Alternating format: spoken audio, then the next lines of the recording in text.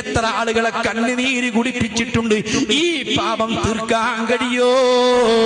ഉപ്പ മരിച്ചിട്ട് കടമുണ്ടെങ്കിൽ മക്കളെ ഏറ്റെടുത്ത് വീട്ടുമെന്ന് സങ്കല്പിക്കാതെ സക്കാത്ത് നോമ്പ് പോലത്തെ കാര്യങ്ങൾ ഉണ്ടെങ്കിൽ മക്കൾക്ക് പരിഹരിക്കാൻ കഴിയുമെന്ന് സങ്കല്പിക്കാ.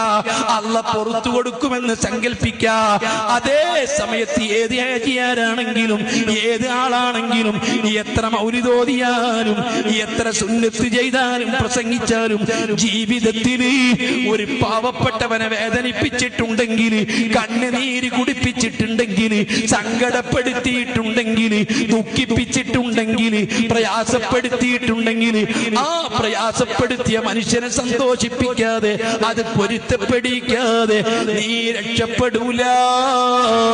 മക്കൾ ഏറ്റെടുക്കൂല, കുടുംബം ഏറ്റെടുക്കൂല, സമൂഹം ഏറ്റെടുക്കൂല, ധർമ്മം കൊണ്ട് തീരൂല, പ്രാർത്ഥന കൊണ്ട് പരിഹരിക്കൂല.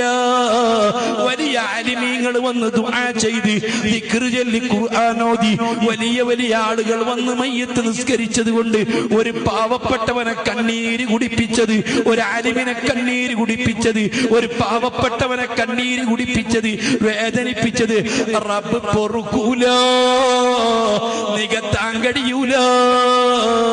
അത് തിരുത്ത